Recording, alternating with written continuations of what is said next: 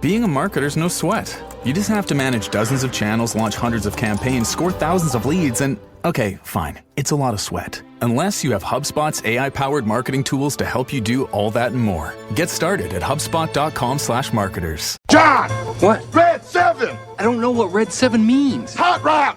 I don't. What is hot route? Will you just go stand on the other side, please? Down! Come on! Ready! Down! Set! Hut! Hut! Hut! Hut! Hit me! Booyah!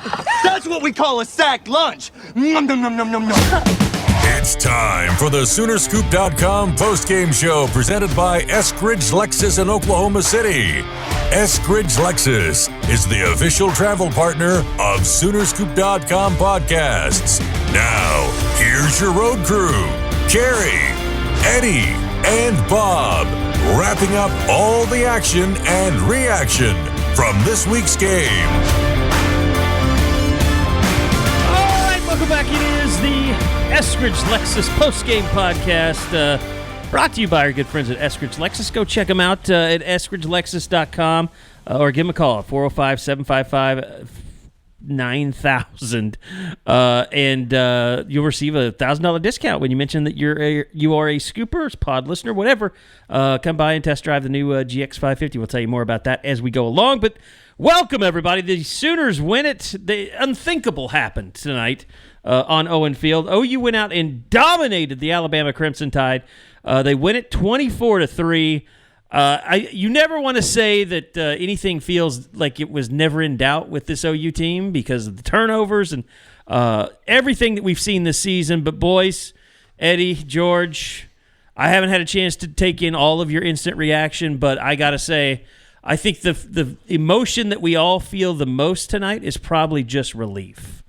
Yeah, relief. I think that there's a little bit of there's hope. There's hope. I definitely happiness for Danny Stutzman, Billy Bowman, Ethan Downs, that group of seniors that walk off the field for the final time in Norman with just a thorough domination of Alabama. You can be surprised by the fact that Oklahoma won the game, but the way that they won the game. Yeah. They kicked the shit out of Alabama tonight. I had a lot of friends that were like, what would it look like if OU put together the perfect defensive game? And it was pretty close tonight. And what we found out was, even though it wasn't perfect, but if you have an offense that can move the football, control the line of scrimmage, and not have too many just crazy turnovers, this defense can be pretty damn good. Like, we got to see the potential of this defense. We've been seeing it all year, but tonight we got to see the production of this defense. Yeah, they were incredible, and it was from the get-go. I thought that they set a tone there in the first series. They're able to build themselves out after giving up the big long pass, and he steps out of bounds. But from the way that they were able to just control the line of scrimmage and that offensive line, you look at the Caden Proctor kid. I mean, what a monster of a human. But they dominated their tackles all night. Dominated. And it wasn't just R. Mason Thomas. Trace Ford had a really good night. Ford had a really good night. Woolard, Ethan Downs. You went through the list on the instant reaction, George. DeJohn Terry had one of the better games he's had in a Sooner uniform. Best game of his career. Eli Bowen was incredible tonight. Obviously had the pick in the third quarter. Kip Lewis has another pick six. It was a thoroughly dominant performance, and it was just a lot of fun to be at. Let me throw this question to you, George. Of all the things that I could not have envisioned happening tonight, it happened, and that was that OU's defense completely suffocated Jalen Milroe. And I was surprised that he really wasn't able to break free or run around guys. OU they flew to the football when he had it in his hands, and he really had an almost negative effect on his team in this game today. It was shocking. It was, you knew that Jalen Milroe has had some issues turning the ball over, but even then, even with the turnovers, he didn't do anything tonight. He never really escaped for a big play. And that I just was thinking all week, at some point he's going to break free and make some big plays. And it just was never there. And I don't know if that was a game plan thing. Well, obviously, they game planned for it, but I don't know if it was something they were doing schematically that Alabama wasn't ready for or what it was. But They didn't have any missed tackles. I thought their defensive ends did a really good job staying home and staying on the edge. And they just, I mean, guys, honestly, it's as simple as they just kicked their ass up front. I mean, OU's front seven was absolutely dominant tonight. I was truly surprised that Alabama, and I know that they don't do a whole lot through the air. I was just thoroughly surprised at how dominant they were up front, which affected everything on the back end. Mm-hmm. It seemed like Milroe got very flustered. I mean, you talk about the difference in the way that Jalen Milroe handled himself compared to how Jackson did tonight. And I know they didn't ask Jackson to do a ton through the air, and we'll talk about the offense here in a little bit, but defensively, that was, and George, you said it on the instant reaction, like when they hired Brent and everybody thought that they were going to take that next step or, just get better defensively. And then from year 1 to year 2 to year 3, that was like the icing on top of the cake tonight. That was the best performance, I think, defensively that Oklahoma carried. What do you think? We were talking about this on the way back, the walk back to the office tonight. Best defensive performance for an Oklahoma football team since when? The first thing that pops into my brain, Cotton Bowl 2001. I mean, had it been truly that long? I know that there's been some really good performances. You're talking about the Arkansas game. Yes. I think it was better than that just because that Arkansas offense was not good. And the explosiveness that Alabama had. I think the Texas 2004 game. Sure. When they shut them out. What's the stat Well, that out was there a young Vince Young. And, of course, 2005, they turn around and win it. But that performance, you're talking about the 12-0 victory, that stood for a long time. And when things started getting bad or not up to the standard, like I would always point to that 12-0 victory as like that's one of the best defensive, because I want to say like Chance Mock started that game. I feel like I'm becoming such a damn historian. That kind of sounds right though. And they just destroyed him, and they ended up going with Vince Young, who probably wasn't ready, but obviously he became a guy that should have won the Heisman the next year probably. But that was the early years, and he had a lot of skill, but they would not let Texas do anything, and that was I'll say this, like Roy Williams was the most dominant football player I've ever covered, and he could take over a game by himself. The only other player that I really have seen that do that with my own eyes is Ndamukong Suh at Nebraska. Yeah. There were no guys that single-handedly dominated this game tonight, but it was a full team effort. A collective effort. And I mean, I can't even really tell you, other than Eli Bowen, I was just so impressed with his job that he did on Ryan Williams, who we saw is a magician at catching the football. Unbelievable. Just a terrible call by the refs, and I think we can say that now that the game's over and they won. No one understood that, the illegal touching penalty in the booth, on the field. And that was the same ref crew that screwed up the Georgia-Texas game where the fans threw everything on the field. So they've had some issues, but Danny talked about it after the game that Eli basically shadowed him the entire night, and to look up at the end of the night, and he got loose that first time. What was it, on the sideline for 30-something yards? But it was incredible. I mean, to finish the night with 9 targets, 2 receptions, 37 yards. The longest catch that he had all night was the 30-yarder. Mm-hmm. I mean, he only had 11 yards after catch. It's crazy. And the way that they tackled tonight, probably the best tackling night that Oklahoma's had defensively this year, for sure. It was just a masterful performance. It's the craziest thing is you walk out of there and there was no question. Oklahoma was the better football team tonight. There was nothing in between. And I think what's so important about that is this is a program that I think people were ready to, like, the whole Texas and OU thing happened over the summer, and you started to hear people say, like, "Oh, Texas seems awfully arrogant for what," and I think Feinbaum kind of started that. He was like, for a place that doesn't have that big of a trophy case, they surely seem like they act like they have a bigger one, where Oklahoma has all the trophies, and they don't seem as arrogant. But I always think that most of the SEC, the general fan, what they remember most about Oklahoma is all the shit talking that Bob Stoops did because he could against the SEC. And I think they've I don't think people think about that at all. I think they do. Yeah. I don't think it registers with half the SEC fan base. I think you're wrong. I think those people remember everything. that's ever happened in the history. I mean, maybe you're talking about maybe Alabama fans. Yeah, but I mean, there are plenty of times where Alabama fans, for one, they're just snake bit when they play Oklahoma. That's the one program They beat them in a college football playoff, right? They beat them, and they were. Did they win it all that year? Or they get beat by Georgia. They got beat by Clemson. Clemson, yeah, that's right.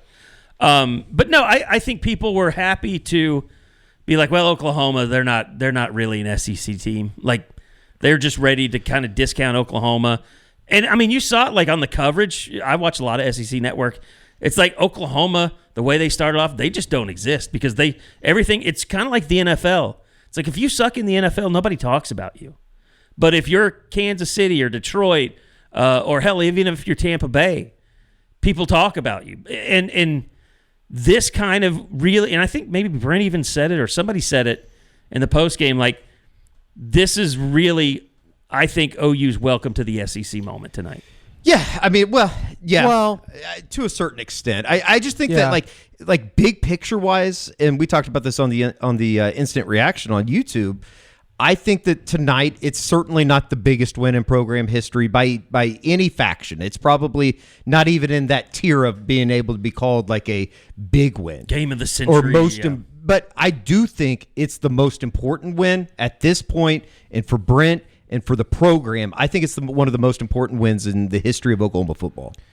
I agree. I think that, I'm writing this story right now about just Brent and what this game means and all that. But he had this quote. He said after the game, he said, "Here's my read. This is my vision. Oklahoma was absolutely relentless in all three phases, and they knocked Alabama out. They had an answer for him at every step of the way, every corner that they turned, and without a doubt, Oklahoma was the most physical football team tonight. That was the vision, and that's what we wanted the tape to say. And that's what you have to sit here and go, okay, can Oklahoma build off of this type of a win? Not obviously this season's essentially over. It's got now 2 games left, but like going into the offseason, this is something that you can hang your hat on. And I don't want to look, everybody knows that this season as a whole is a failure, but to end it in a way like this, I think you can really build off that. If you're Brent, like, you can sell hope to people. Like, Josh was talking earlier this week. All of the storylines this week were, who are they going to hire at OC? Can that OC, fix the program? Who are they going to go get in the portal? Hire, can they hold the 2025 recruiting class together? We weren't talking about this game, and now all of a sudden to go out and do this, and not just do it like Brent said it afterwards, not do it in a fluky way. Like, there was nothing fluky about how the game went tonight. There was one bad call that wouldn't have changed the outcome of the game. Oklahoma kicked their ass. Like, Oklahoma got the ball back with 7 minutes left and ran out the clock. Yeah. That's insane. That's a great segue, because I think that 257 yards of rushing offense tonight.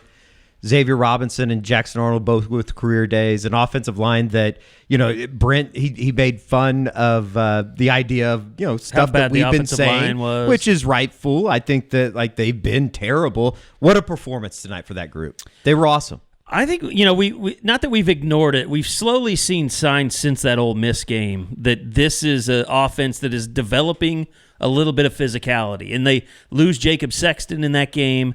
Did they lose Tarquin in that game, or was that Maine? Tarquin? Yeah, when did Tarquin get hurt? Oh, man, that was way back. Was that Tarquin, did he even travel to Ole Miss, George? I think so. But he didn't play in that game because they had to start Logan Howland. Yeah, but they started him at left. Or no, they didn't. They started Sexton at left. I can't remember. It's too. Anyway, my point is there were all kinds of changes happening. People were getting hurt, but you still saw some flashes from Javonte Barnes in that game. Okay, he's kind of running the ball, and then Maine happens, and you're like, yeah, well, we kind of, it's Maine. Nobody really cares, But a little piece of you inside was like, well, they didn't do that against Temple, and they didn't do that against Houston. Like, well, they you started couldn't seeing run the ball. something. They couldn't. They No. just flat out could not run the football. But you saw these little flashes, and then they ran the ball really well against Missouri, and part of that was Xavier Robinson emerging.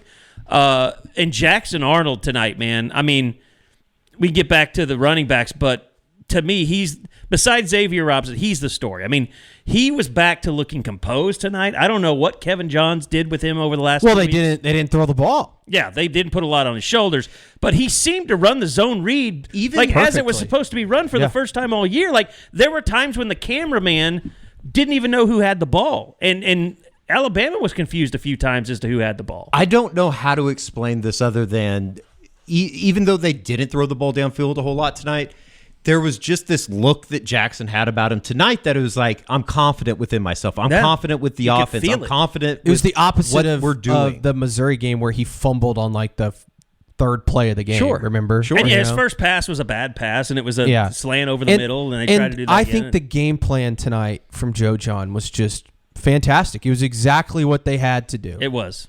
And they played it to a T. And I'll be honest, though, and everybody was thinking the same thing.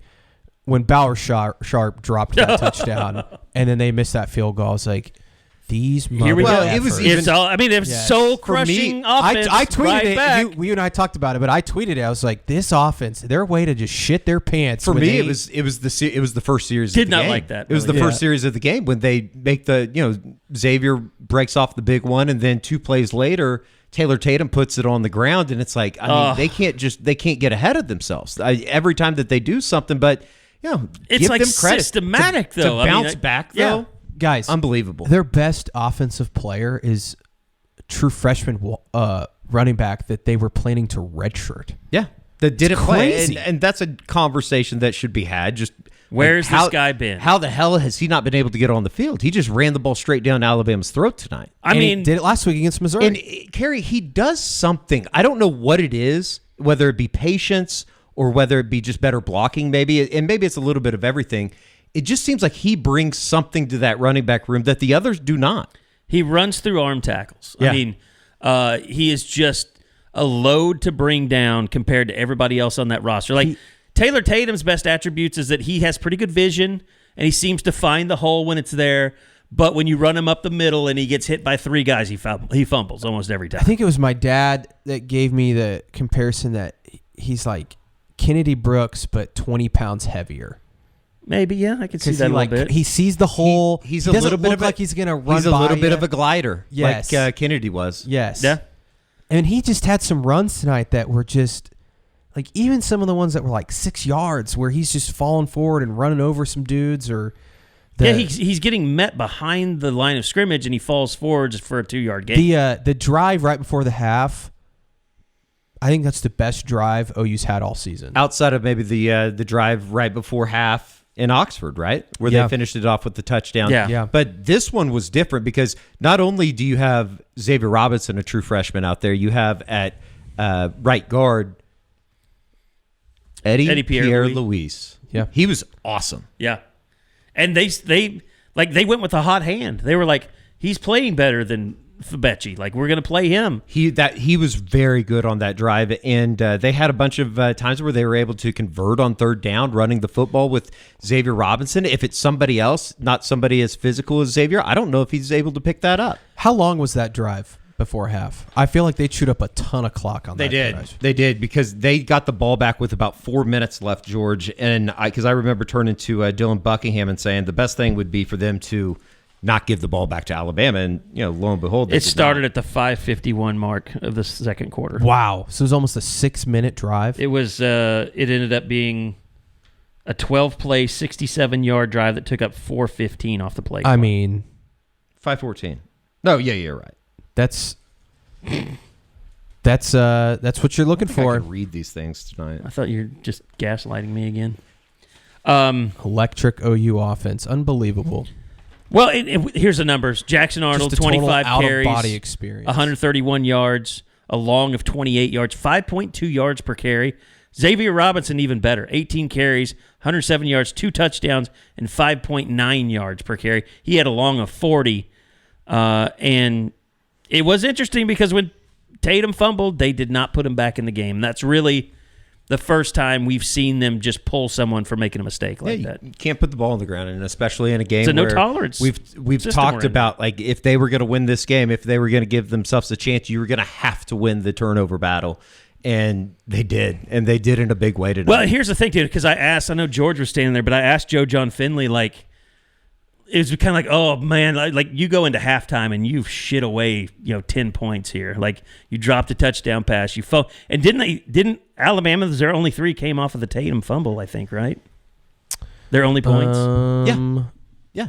Yes. I was thinking that about is you correct. because you put out that stat about how much other teams capitalize on their turnovers. And and once again, I guess technically, probably they scored a touchdown, but he stepped out of bounds, obviously, on the big long pass play. right, Williams did like at the 11 or whatever. And credit the defense. They came back out and they were able to force it. And who knows? I kind of thought DeBoer should have gone for it there. I don't know why you're playing for points against Oklahoma with the way that they played offensively. It was only 4th and 3.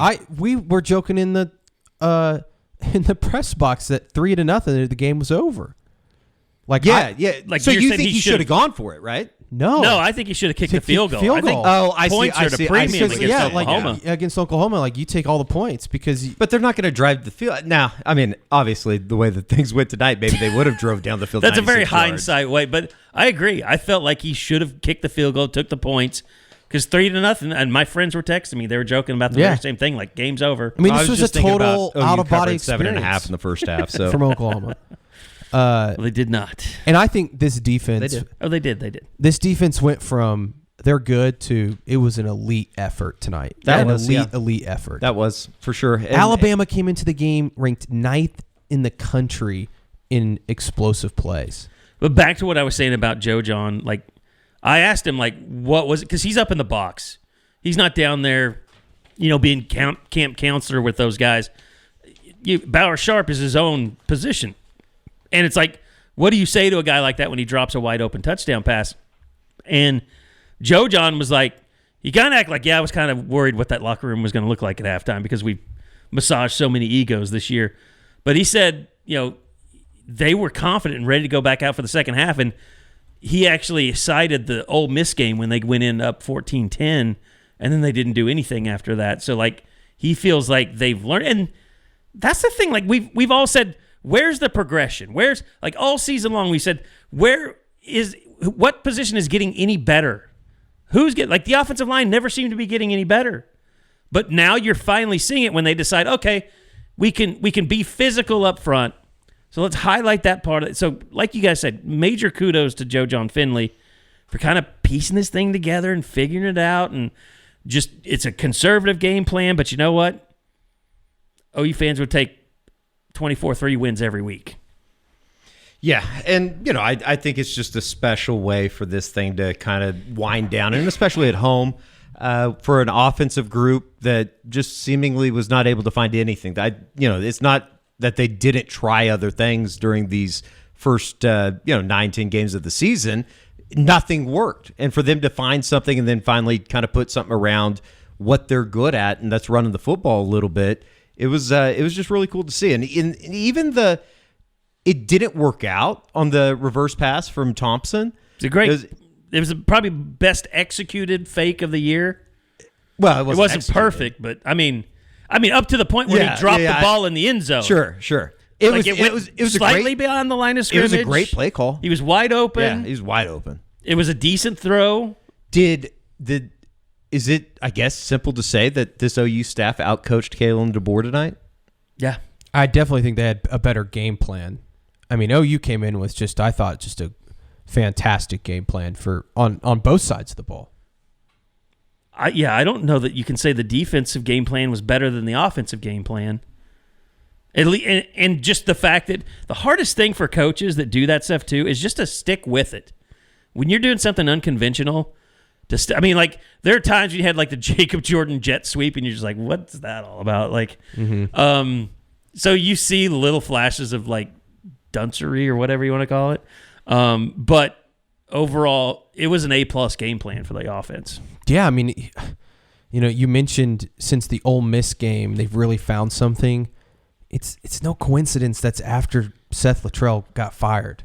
Like I think that there's a correlation there, 100%. And I think you got to look. You're saying he never would have done this approach. He would have stayed. Well, I just think stubborn they didn't and kept have trying an to throw the identity. ball and- They didn't have an identity, and I think Joe John said we're going to run the football. Easy to say that this team, and I thought about this during the fourth quarter when they were running the clock out. Like they found an identity, and that's running the football. Yeah, I think that Joe John has done. And look,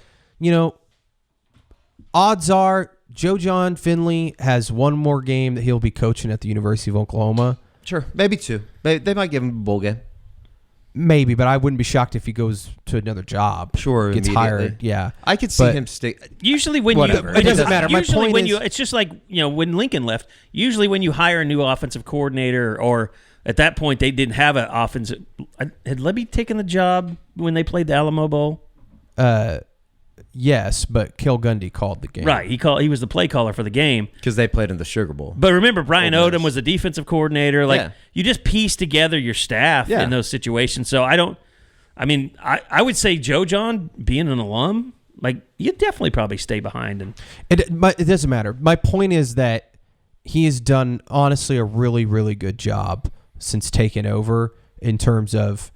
Has the offense become a juggernaut? No one expected it to, but I do think that they have found some actual success in recent weeks, especially running the football and just simplifying some things, considering all the guys that they have out right now. I mean, they were down their top 6 receivers today. You look out there, they had nobody. They're doing it without wide receivers. Like yes. You brought it up, but after Brendan Thompson got hurt and he was on the sidelines in crutches in the second half, I don't think that looks good. You look at their receptions tonight, it's insane that they won this football game. Yeah. How did they win this football game? Xavier Robinson led the team with 4 receptions. Bauer Sharp had 2. They came in the fourth quarter. Brennan Thompson had 1. Jacob Jordan had 1. Jake Roberts had 1, and that was a shovel pass. Jackson Arnold only threw 11 passes tonight. They threw 12 total because of the trick play. Yeah, he was officially 9 for 11. 9 for 11 for 68 yards. I think it's the first time Oklahoma's won a game that they didn't throw for over 100 yards since 2021, I believe, Iowa State. Some of the stats coming out of this game are just incredible.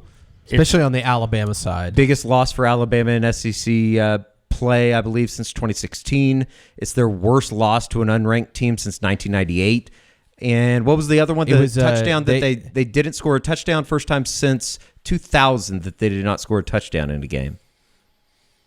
Is that right? 2000? I thought it was 2011. 2011. But it's the lowest point total they've had since 2004. It's unbelievable. All right, the Eskridge Lexus postgame pod is brought to you by Eskridge Lexus.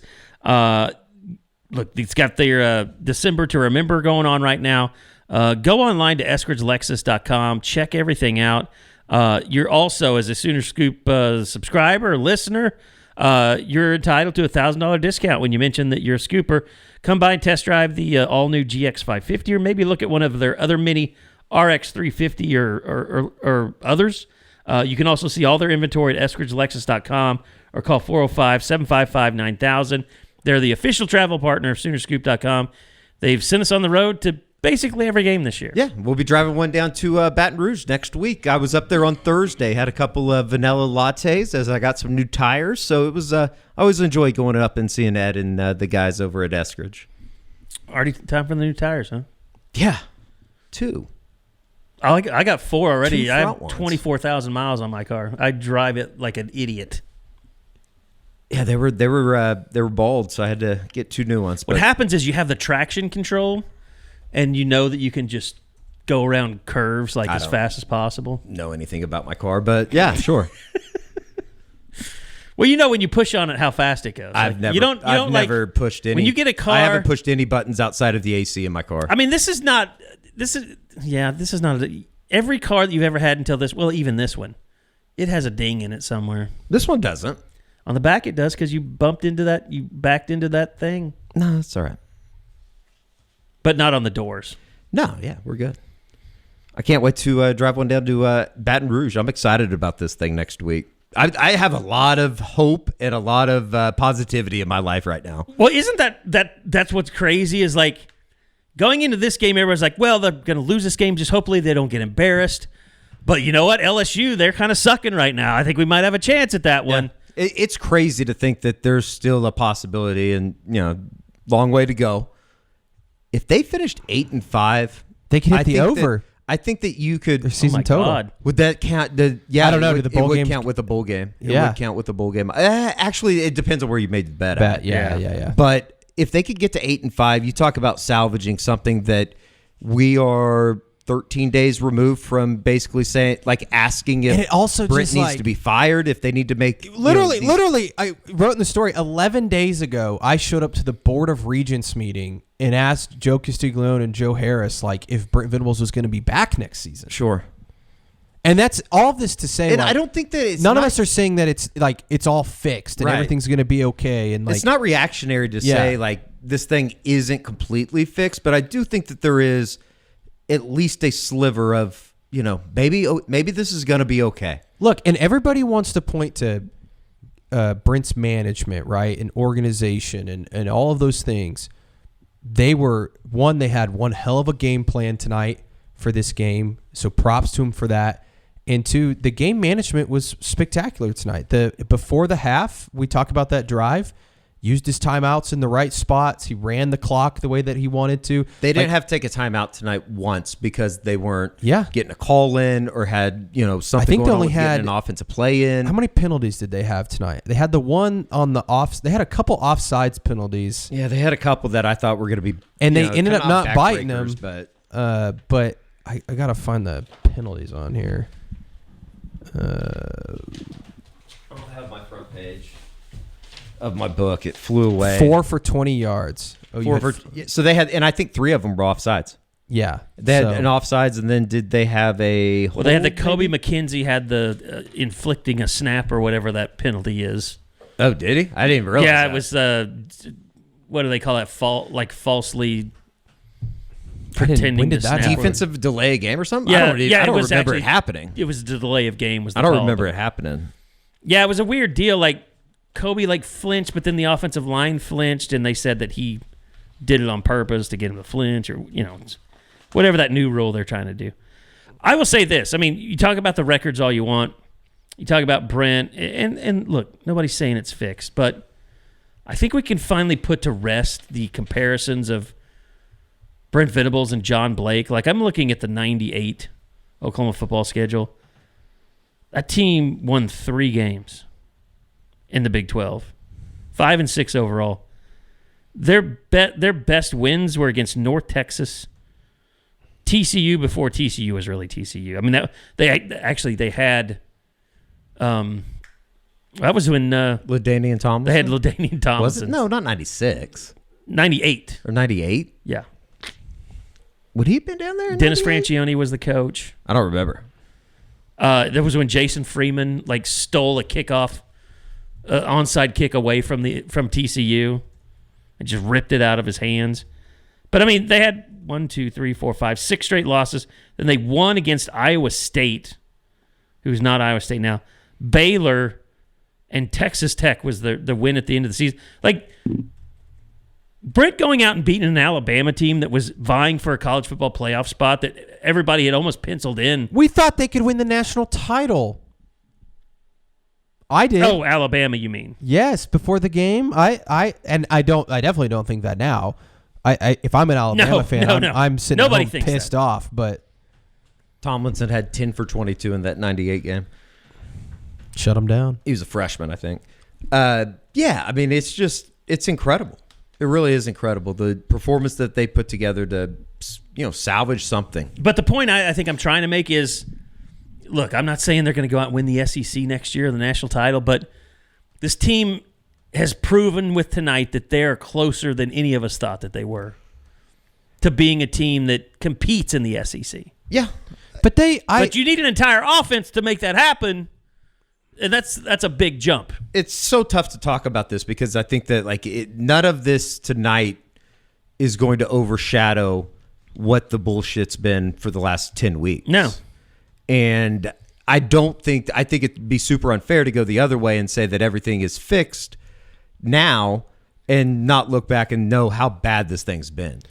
It's been bad, but on the offensive side, it's been terrible. On the other flip side of it, I look back and you look at these games, they were in every game except for the Texas and South Carolina games, which those games, they were in it until South Carolina, that it was just, I mean, we all know it just was a disaster from the start, but even the caused Texas by game, the offense, though. The Texas game, it's 7-3 with a few minutes before halftime, and they fumble back-to-back possessions. 14-7. Right. And you're driving somewhat. You're at about midfield. I mean, it's never been just an unmitigated disaster. I guess on offense it has been, but I'm just saying overall the defense has been good enough to keep it from just being embarrassingly bad. I'm somewhere in between and I don't know the answer to this. Was tonight just a moment? Was tonight just a moment, or is there more to it? And this is a step in the right direction. Eddie, I would say it was just a moment. It would, and I could be totally. I just could end up totally backfiring on me. I would say it would be just a moment if OU went in there and won on a walk-off field goal or 24-17. They beat their ass. Yeah. And I think it's also fair to say that Alabama is definitely not the team that we thought they were in terms of like a national title contender. They've been playing so well. But that's you a good could say the football same thing team. about Georgia. Yeah. You could say the same thing about Ole Miss after all today. of them. I mean, there was this aura of Alabama coming in here tonight, even in the way that they had played over the last 3 weeks. Like they've gotten their shit together. Like, oh shit, this is a big they were boy about Alabama team. if Alabama wins tonight with some of the stuff that happened today, they could have been a top 5 team. Sure. In the playoffs. Sure. This week. And they just shut them down. They did lose their Danny Stutzman on their defense. What happened to him? That looks bad. It's one of those scary things where he plants and tries to change a hard direction, and I wonder if his knee just didn't explode. Yeah, I saw him after the game, or at least towards the end of the game. He didn't have crutches or anything, so hopefully he's not too injured, but it definitely, I think, helped Oklahoma when he went out of the game. No, it did. I mean, but they were running the ball before that. I mean, they ran it after that. Like you said, it was a very physically dominant performance. And that's what's going to be interesting about LSU.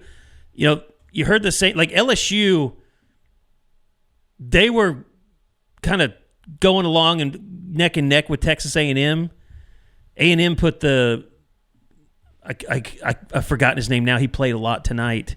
Their backup quarterback behind Wegman at A&M. The what? Marcel Reed? Yeah, Marcel Reed. They put him in against LSU, and then Texas A&M just boat raced him to the finish line. So they have a problem with quarterbacks that are they mobile. went to 4 overtimes. I don't know about boat race. The game went to 4 overtimes? Tonight? I guess. No. Texas A&M LSU. Oh, I'm sorry. Yeah, they did. Actually, I don't remember. What day was that? It was earlier. I mean, because Nussmeier threw some really costly interceptions. It was a late night game, I remember. I think an SEC network game. I think it was like 30-17. The final was 38-23. Okay. October. Oh, I know exactly where we were watching that. We were at Buffalo Wild Wings in Oxford or South Haven with your folks. Yes.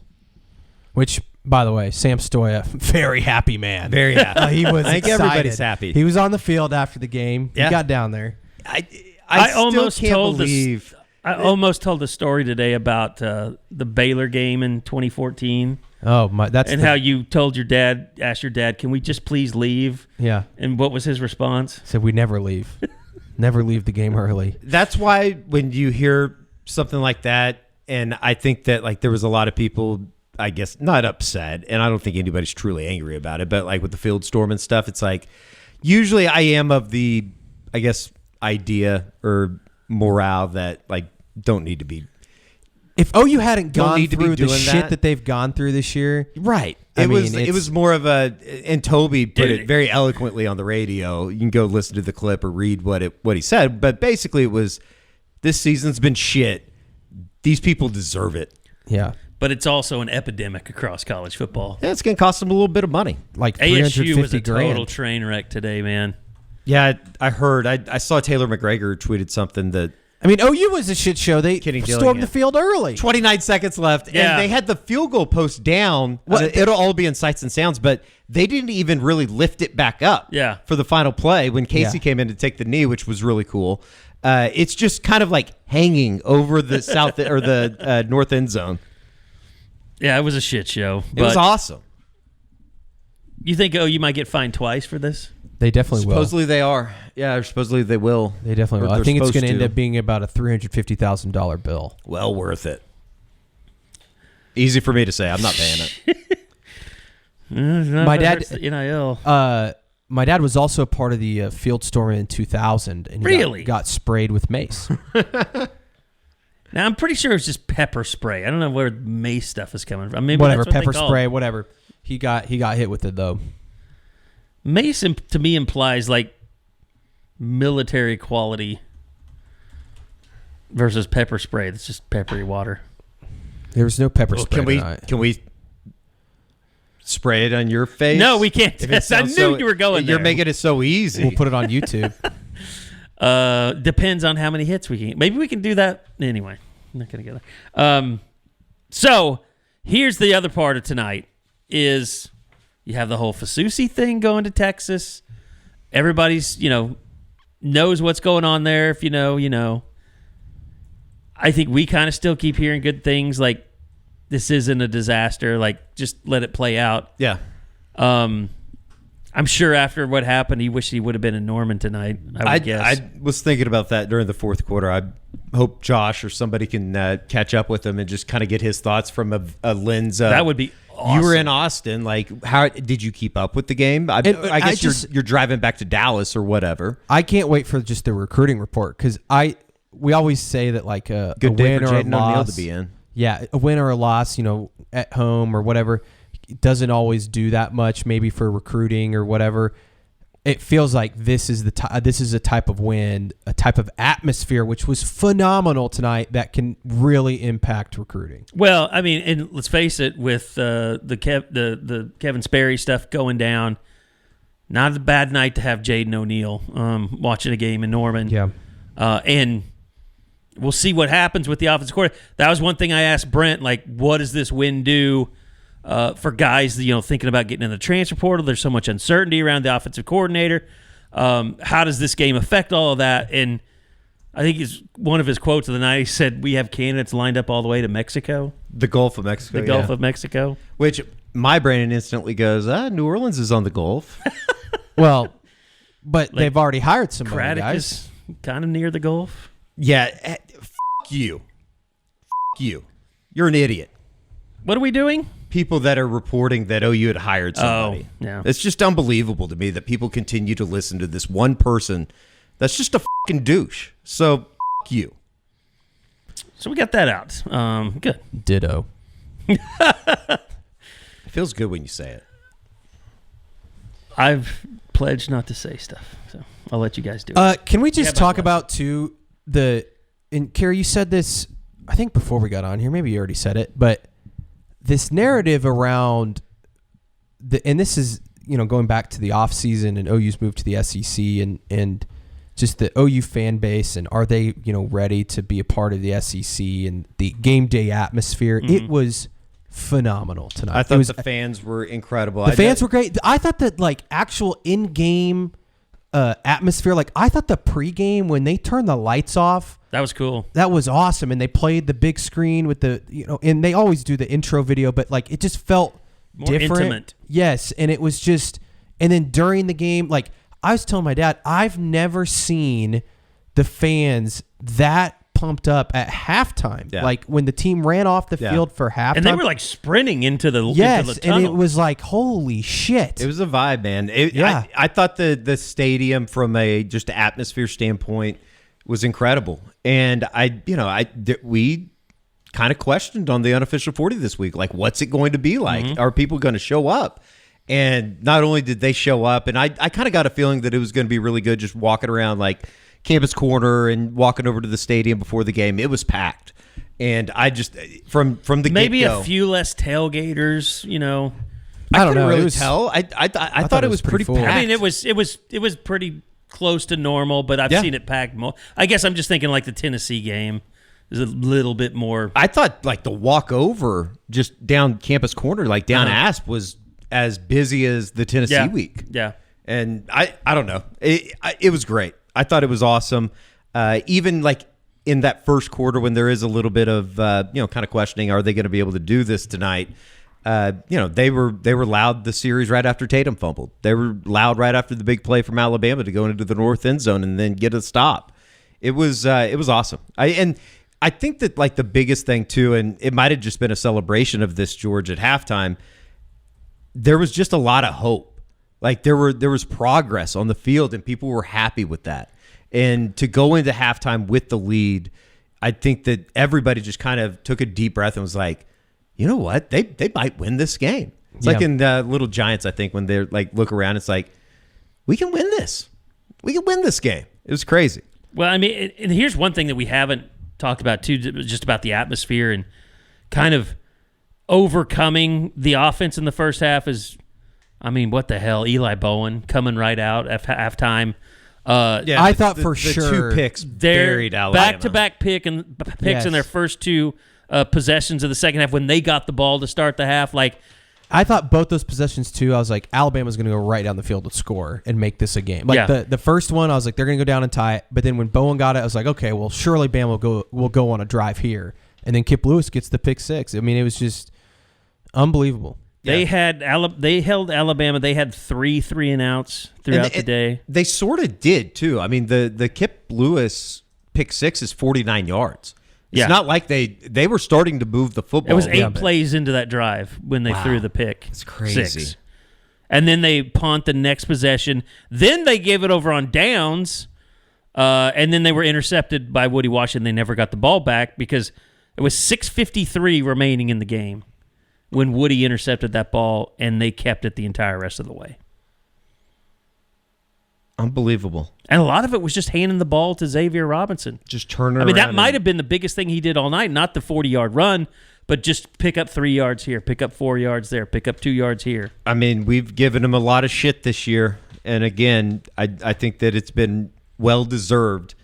But for Bill Beatenbow to get that group ready over the course of the last 2 weeks, he found something. Whatever it is, he's pushed the right button. They were incredible tonight. To say that Oklahoma defensive line dominated the line of scrimmage is one thing. To say that Oklahoma's offensive line dominated the line of scrimmage against Alabama, I don't care who it is. Like they couldn't dominate the line of scrimmage against Maine at times a couple weeks ago. The amount of growth from someone like a Logan Howland, who just a few weeks ago you felt like you couldn't even put out there on the field, to see what he was doing tonight. I mean, he might have been their best offensive lineman. He was amazing. It's crazy when you look around college football. He gave up 1 sack tonight. And they did a great job. I mean, one of their best pass rushers was out tonight, so that was another thing that could have been read into that wasn't.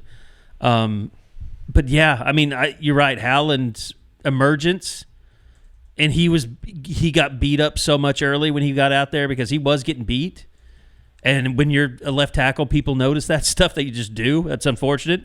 It's the worst position to play on the offensive line because everybody sees everything that happens. But, and now you're adding Eddie Pierre-Louis into the mix. Heath Ozida has come so far.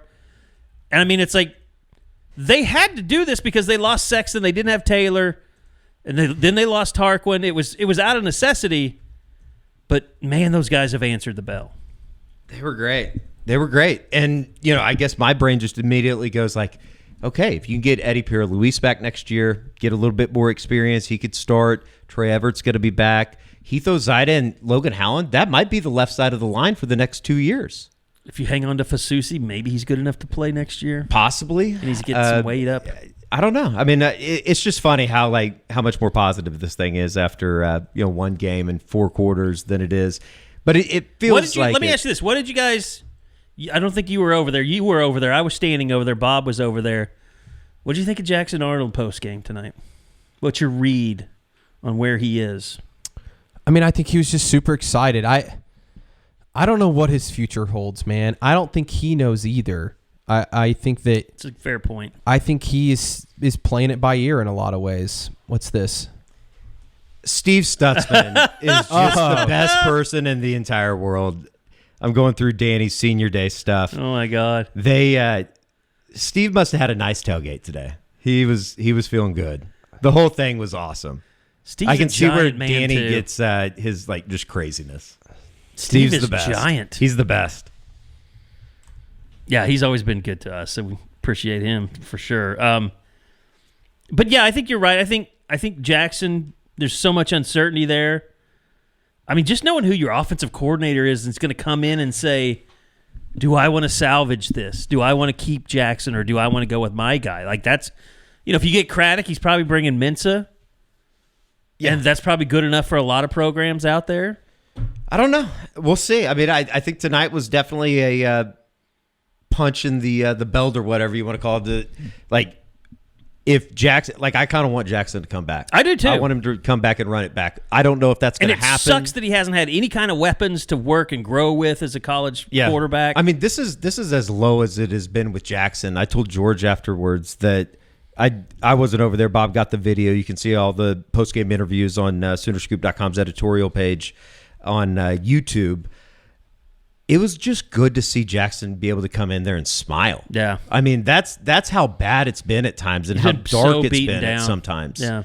It was just cool that he came in there and was able to talk about a win. You could see it in the fourth quarter as the clock was ticking down and, they're running out the final couple plays.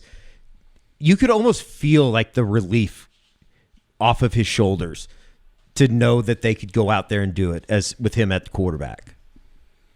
And I thought both Billy Bowman and Danny really set the tone early, especially with those first two Milroe. plays were awesome. Yeah, but obviously Eli Bowen, our Mason Thomas, great night. That's the thing. It's like you can go through the defensive book tonight. Every guy had some type of play that you go, that was awesome. DeJoun Terry running down a guy in the flat. Woody Washington gets a pick. Woody Washington gets the pick on probably his final snap as a defender on the field at Oklahoma. How cool is that? A guy that's been here for 6 years. The final play. A lot of the fan base was kind of getting fed up with. Sure. No, I guess I don't know about fed up with, but just it's a hell of a play. play. It's a hell of a play by R. Mason Thomas, though, to get to the quarterback. Dude, R. Mason was awesome. He's a stud. I mean, if he comes, which he should, we would expect him to come back next year, he's going to be a premier pass rusher in the country. By the way, there was a point in the game where OU had 5 tackles for loss and Alabama had 0. I think they finished with 9. OU finished with 9. Alabama finished with 4, which that's unheard of. But the stat I read off earlier that OU didn't have a negative yardage offensive play till the 3:56 mark in the third quarter. It's incredible. That's a wild stat. And it was if good, you would have told me that about the OU offense, I would have been like, you are full of shit. Yeah. And even though it caused the premature field storming, it was good that they got Casey Thompson on Owen Field to be able to take the last snap. Cool. They were Very trying cool. to do that against Maine and get him a series, but Maine ended up running out the clock. But that was awesome. What'd you guys think of the awards before the game? Perfect. Don Key.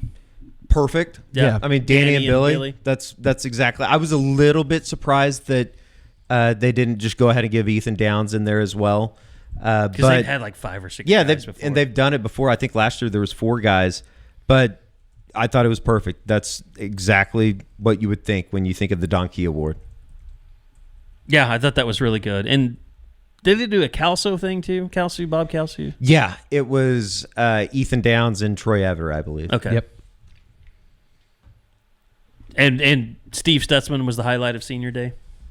I love that man. He's awesome. But nobody else, parents or anything, there wasn't any cool so they moments or do anything? it kind of different, and they've done it this way under Brent, but they have the players come out of the tunnel and take a give them picture with little Brent flowers, and stuff, and then they go talk to their parents. So I kind of stay over with the players and Brent. Mm-hmm. So I never really got back over to that, Okay. the side with the families. Yeah, that's right. I've forgotten they changed that up a little bit. All right, George, any offensive coordinator news gleam from the start of kickoff today? No. I mean, I put a post up on the board. No one's been hired yet. No one's been even offered the job yet. I've heard from several people OU side and from people that are very close with several of the candidates. I've reached out to some of those folks, and it sounds like they are going to be interviewing for the job here over the next about 72 hours, Sunday through Tuesday. I know they have some interviews lined up with some of the candidates, and they've definitely limited it down. Obviously Ben Arbuckle is a very strong candidate, probably the top candidate right now, top target it seems. You got, I think Joe Craddock is still in the mix. Cade Bell from Pitt is a name that I continue to hear. Pitt did not have a good day today. Their quarterback got hurt again. Yeah. Holstein did. Yeah. Buster Faulkner at Georgia Tech is also a name I've heard. So there's several guys still kind of in the mix. If I had to guess, I would probably still pick Ben Arbuckle as the guy, but we'll see. You never know. There's always some twists and turns in this deal. Sure. So it almost seems like it's kind of gotten to the point for me that it was with Brent when they hired him, that I've felt like it was going to be Arbuckle for so long. Now I'm kind of like second guessing myself and wondering, okay, now what am I missing here? But it'll be interesting. And I would think that anybody that takes over this job they should be excited about some of the pieces that they are supposed to have coming back next year. You got some young offensive linemen that look good, and it's just funny how we can, talk about this offense this way, after what it has been for the better part of the year. It's incredible. It was an incredible night in Norman. This is the, just to be clear, best win of Brent's career, right? Yes. Yeah. Better than Texas last year? Yes. Without a doubt. Yeah, I agree. And I truly do think it's one of the most important wins Oklahoma's had, at least in my lifetime. It could be. Now they have to. You have to build off. Brent has to save his job eventually and build this team into a championship caliber team for that to be so meaningful. But this is a point that if things do go right, we're going to look back to this night. Seminal game. And you're going to say it started there. Yeah, that's what I said on the instant reaction. Is like what you hope and what this game gives you is that hope that in a few years you point back to this night and you say that was the night that the program turned. That's the night that it all clicked for Brent Venables. And there's still going to be, next year's schedule ain't getting any easier, right? It's going to be really tough next year too. But like you hope that they can hold this class together, go have a big portal class, go get a great offensive coordinator, and they can really build on something like this, no matter what happens next week in Baton Rouge, which I think OU is going to give LSU one hell of a game next week, because it seems like OU has just done that all year, where they just play their ass off. How important is it to build off this and go win next week and finish the regular season 7-5? It'd be huge. If you think about the narrative shift around OU, if they were able to finish the season with a blowout, dominant, whatever you want to call it, win over Alabama, and then they go on the road to Death Valley and beat LSU on the road, I mean, the narrative shifts completely around this Oklahoma team heading into the offseason. What's the line? 6.5, 7? I think it might be lower. I think it might be like 5.5. 5.5, 6. I don't know. We'll see if Brian Kelly rumors surface this week. Well, they won today, so. Well, they chanted "Fire Brian Kelly" in the middle of the game. That's also just LSU I love Steve fans. Stutzman. I also love these LSU fans. We're gonna have fun next week. Yeah, they ended up. I got to say this though too. I mean, SEC, it's the NFL. I mean, it's just on the college level. It's anybody can beat anybody any week. You've got to really bring it. I mean, look, we were all impressed with what Nick Saban did. I mean, we knew it was something that nobody else was going to duplicate. It almost makes it more incredible. Being in this league makes what he did more incredible. And I mean, I think you're seeing like Kirby Smart. He's not sustaining it like Nick Saban did. I mean, they've had a drop off. They've had a noticeable drop off. And I think what you're going to see, and this is probably a bigger take for college football, is just like you're seeing it across the country. There's just more. There's more parity. Like there really Look is. at the Big 12 right now. Yeah, I mean, it's a mess. And teams are, and the Big 10 is like you've got a bunch of teams. Oh, the that Big are, Ten's a mess. I mean, the SEC, Minnesota almost beat Penn State. You can legitimately lose to just about anybody any given week in this league, and I feel like that is the case across the country for a lot of conferences right now, and that gives you. I don't know if that gives you hope that Oklahoma can get to that point.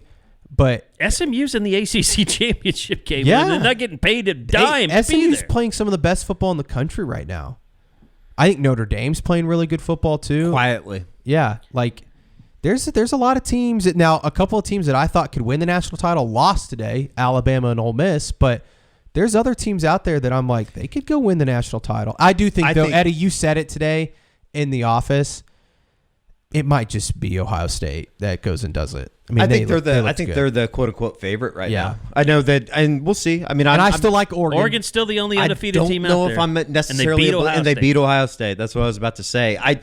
It will be really interesting to see if Oregon, not only if they can close this out, but how they play in the playoffs. I mean, obviously against some better competition. I don't think that they've necessarily just played murderer's row in the Big Ten this year. But they did beat Ohio State. So I don't know. It's going to be kind of fun. I'm excited about it now. It's going to be. I'm back on college football. I'm excited again. Well, I mean, it sounds like you've been on it. You were bragging about how well things have gone for you this year. Killing, murdering. Do you want to get maybe like an ice maker for the office or something? Do we need ice? I don't know. Do we need an ice maker? If we wanted something. Yeah, we could probably do that. I think we need to get a microwave, though, for real, if we could get such a mess, dude. You're not going to clean it. I'll clean it. Who takes out the trash more between you and Eddie? I've been taking it out a lot lately. Probably George. Okay. I've been taking it out a lot lately. You are kind of anal. I could maybe I definitely would clean the microwave. I don't want a dirty microwave. But I think it'd be awesome. But then to it's have going to one. be, this place is going to be full of your smells with your food. It already is. But we all know the smells. It's also, either my Fuzzies smells won't or overcome your Picklemans smells, Carrie. Your smells are much louder than mine. What does that mean? It's 3:25. You think I'm eating Indian food I don't know. in this place? I just what a remarkable night. Like, It really is. For all the assholes out there, I said this on the instant reaction. There's a lot of you that are still being insufferable online. Just go enjoy this for a few days. Go enjoy it. This season, someone got mad at you for just asking what bowl they thought this yeah, was going to. Right? just go enjoy the damn win. Stop being miserable and insufferable. This season has Enjoy been it. dog shit. We all know it. It's been a season from hell. But for the love of God, please enjoy this night. And soak in it for a few days. The attacking of Joe Jr. on the message boards is over. I've already banned someone today. That shit is stopping now. All right, that's my only message. That's my only message board order of business today. He doesn't deserve that crap. Anyway, yeah. Fun day. And real quick, how about DJ Lagway? That's what I was going to say. Billy Napier's done an incredible job at Florida. And what he's done is what Brent could do with a win at LSU. Yeah. I mean, they would basically have they'd have the same record. Yeah. And you're right.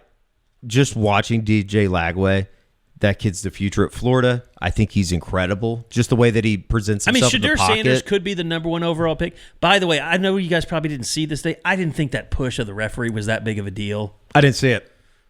He got hit and knocked down, and a player for Kansas laid on top of him, and so they were trying to unpile, and so they started pushing and shoving. The refs came in and were trying to separate everybody.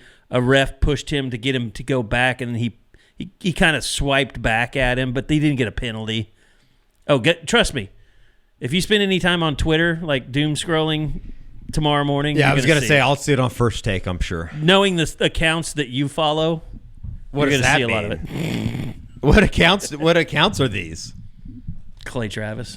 Oh. All right. Well, I kind of agree with Clay. The guy was probably a racist. Oh my God. Eddie, OU is 1-0 since the vigil. A lot of people are giving me credit, and I just kind of have to say I agree. Did you basically bring saved the Hartenstein program. back early?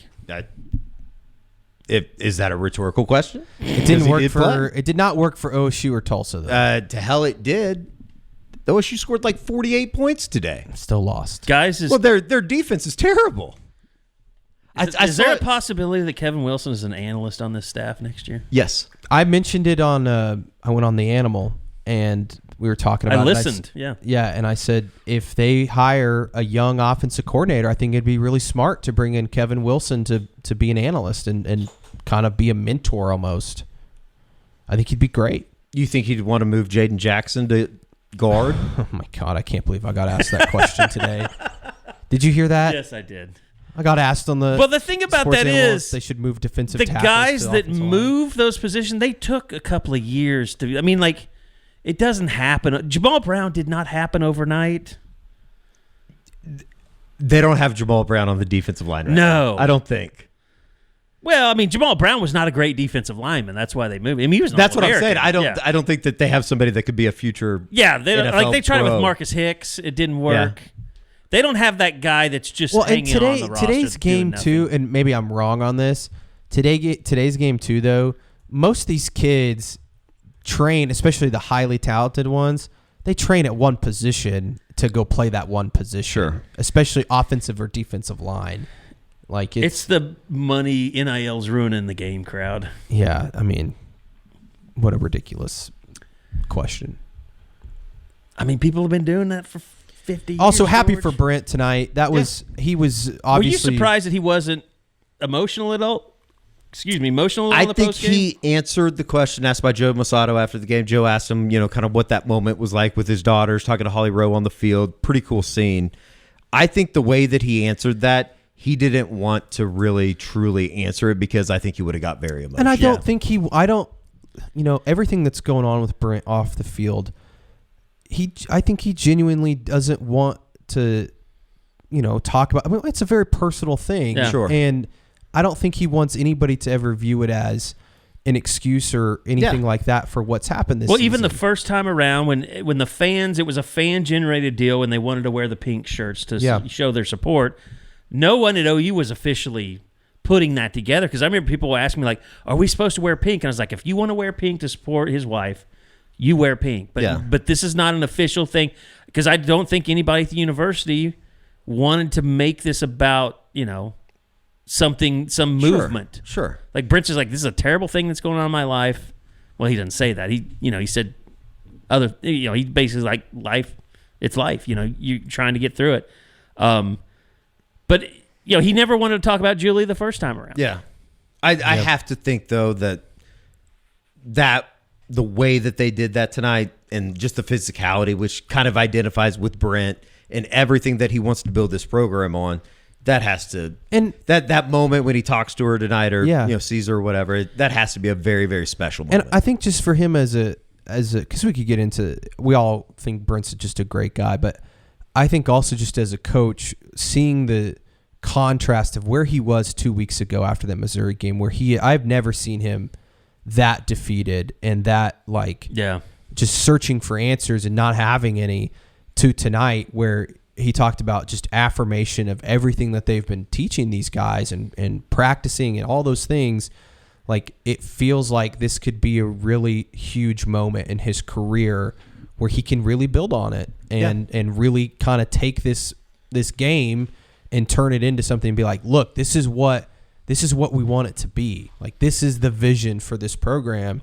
I think Brent's a guy that knows Oklahoma, what it's all about, and sees what he could mean in the overall scheme of things, what he could do in the overall scheme of things for this program. And I think my brother said something to me really interesting tonight. He said that tonight's performance was the definition of a proud program, like showing what it can and still is, like can be and still is today. Like it can be a top tier program in college football. And I don't know, maybe that's a dramatic take by my brother, but I felt that way for Oklahoma, where it's like, hey, we're still here. Like this is still a blue blood college football program that can win in the trenches. Like I don't know, maybe that's like way too big picture, and they could go get their ass kicked next week. But I was like, think man, it's that's a Wyatt really Thompson like take. Yeah. I think that Which I think people enjoy. and that plays into the idea that this was a very, very important night for Oklahoma, not just to get bowl eligible, not just to get a win, just to go it was out important for the entirety of the athletic department. and do it in front of a national audience, whether they're going to get credit or not. It's amazing that this game got put on ABC tonight. And people are going to be able to say, okay, maybe we were wrong about Oklahoma. Maybe they can dig themselves out of this hellacious season that still has the possibility now of finishing 8-5. Think about that. And that's not to say, like, we've had some dark, dark moments on this podcast, on YouTube shows, on car rides, in office hours, just hanging out. Like, there's been some dark conversations, but at least for one night, it feels like this thing's maybe back on track. Extend Brent Venables. Give him the next extension. Okay. I mean, people Turn would his mic off. They We need a producer. do it on January 5th. There really would be something to talk about on J6. All right, that's going to do it.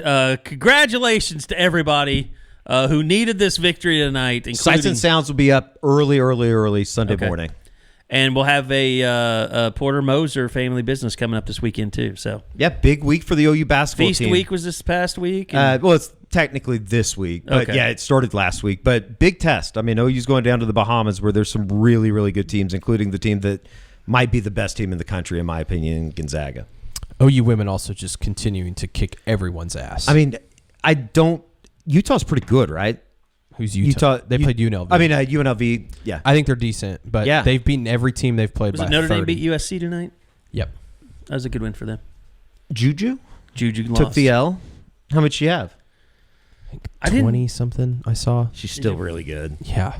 She's Damn. a baller. I did like how you got asked about, what do you think about men's basketball, George? And you're like, I cover the women's team. Yeah, and I was like, I don't pay attention. I was like, I probably could name you like 5 players on the men's basketball team right now. I did see Sam Godwin storming the field. Did you really? Yes. I saw Sam Godwin, and I saw it was right before it happened, and I saw Joe C. Was kind of freaking out a little bit. I was told he wanted to make sure that people knew not to bother the Alabama players. He was very concerned that, and rightfully so. We've seen all the stupid videos. OU has been in the opposite of that many times, and it's not always the easiest. You don't want to have an Alabama player knocking out some poor OU student because he was trash talking. And was that Missouri, Nebraska, I believe that happened back in the day. So anyways, I saw Joe C. He was going up and down the sideline telling students, like, don't do anything stupid, be safe, all this stuff. And I saw him go up to Sam Godwin, and he said something like, you be careful. And I was just like, I was like, yep, don't need him turning his ankle, That's storming funny. the Papa field. Joe. You know? That's funny. It was a night. I told a couple of the kids that were down there with their dads, I was like, this doesn't happen a lot. Remember this, son. Yeah. It felt like a very old moment for me. It won't happen again for another 24 years, probably. I mean, hopefully not. And somebody brought up I would think is even though the SEC tries really hard to prevent people from court storming or field storming because they fine more than anyone, I believe. I don't know. Do other conferences even fine? Or is it just the SEC? No, they do. They do now. I think the Power 5 conferences do, for sure. Or Power 4. I mean, look, if it's like Nebraska and it's 1 versus 2 for a chance to go in a playoff or whatever, I mean, you'd be in the playoff either way. I think we'll see another court storming if things progress. I was thinking about this. It's a good thing OU fans are really bad at it. Yeah, somebody they are reminded really me bad at that on Twitter tonight. And they probably won't ever actually do it. I mean, I think 2000 is maybe the only time they've ever really done it. And then is this it a true field storm, though, if you don't carry the goalpost off? Yeah, that's a good question. Our Mason Thomas. Oh, that was a great interview. Go watch that on Well, I don't know if editorial. Have I sent it to you? I don't know. Well, I got Bob's. Okay. I made sure Bob went there. over there after Jackson Arnold left. He talks about he said something like I seen guys take it over to a pond before. He's like, duck pond's not far from here. We can get it there right now. And I was like, yeah. I don't think that those things because it's a collapsible one. I don't know if you can actually take it out, dig it out. Yeah. I have no idea. I mean, I think people in Philadelphia will teach you that you can climb grease poles if you really want to. That's true. Those are slimy people, though. I'm sure you could get it out if you really, really want. I just don't know that OU students really want to work that hard to get it out. No, probably not. It was cool. It was a cool scene down there. All right, that's going to do it. Hope everybody enjoys. Coming up on Monday, we'll have Josh McQuistion with the Game Day Rewind, as well as a recruiting report, updates, hopefully, on what's going on with Michael Fasusi as this class gets ready to wind down. And remember, get your subscription to Soonerscoop.com. It's that time of year. You don't want to miss anything. I know people have been down in the dumps, had some cancels here and there, but, hey, everything's looking good. Get that subscription back if you lapsed, and it's only $1 for the next 7 days. And then you will get an entire year for half off after that. So great deal going on the website. Go check it out. Get signed up. Join us for the ride, because transfer portal, offensive coordinator, coaching search, recruiting, all that stuff. It's the busiest time of the year outside of just regular football season. So you want to go check it out. Do that. Help us out a little bit. Thanks for listening. We'll be back again next week after the OU-LSU game right here on the Eskridge Lexus postgame podcast from Soonerscoop.com.